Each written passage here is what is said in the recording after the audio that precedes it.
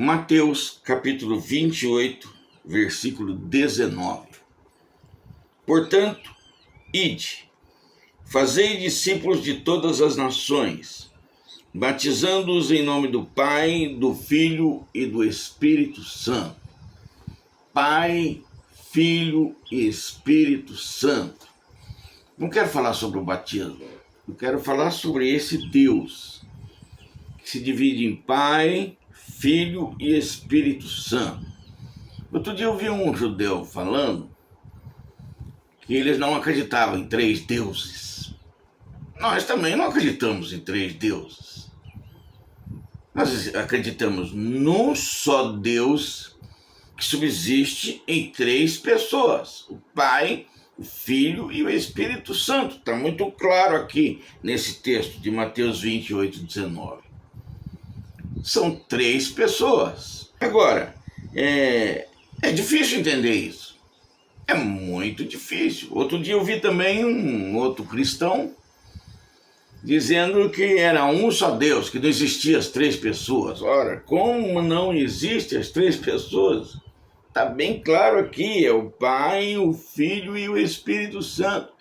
São 3 pessoas. Está aqui, está muito claro isso. Então, não sei como que ele não enxerga as 3 pessoas.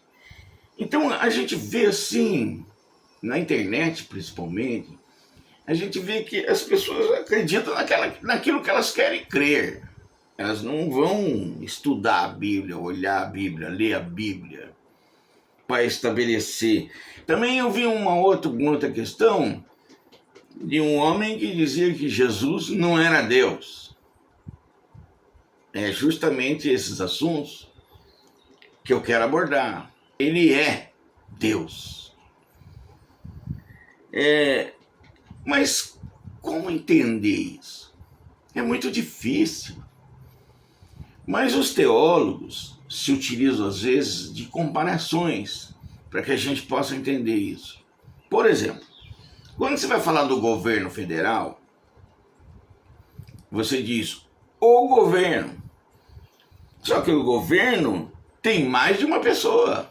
Tem o presidente, tem o vice-presidente, tem os ministros, entendeu? Mas você nunca diz assim, os governos fizeram isso. Você diz o governo. Mesmo tendo presidente, vice-presidente, um monte de ministros, você fala o governo. Deus é mais ou menos semelhante. São explicações teológicas para você ter pelo menos um mínimo de noção de um Deus que é um só, mas que subsiste em 3 pessoas. Por exemplo, a família. Família normalmente tem pai, mãe, filho e às vezes filha, né? Ou só filho. Sendo 3 ou 4 pessoas, você não fala as famílias, você fala a família. Mas implica na família, no coletivo, que tem pai, mãe e filho. Então são algumas das formas que os teólogos usam para explicar Deus. Por exemplo, também o fogo. Fogo tem a chama, tem a luz, tem o calor, mas é um só fogo. Eu sei que vai ser muito complicado você entender um Deus que subsiste. Aliás, diga-se de passagem, o dia que um de nós entender Deus totalmente, nós já viramos deuses, né? Porque para entender Deus, você tem que ser um Deus, ou um semideus, sei lá. Mas o fato é o seguinte, a Bíblia não fala em trindade. Ela não fala. Não existe a palavra trindade na Bíblia. Nunca vi. Porém, está implícito no texto. Ide, fazei discípulos de todas as nações, batizando-os em nome do Pai, do Filho e do Espírito Santo. O que a gente entende estudando a Bíblia? Que existe um só Deus, subsistente em 3 pessoas, que são iguais em poder e glória.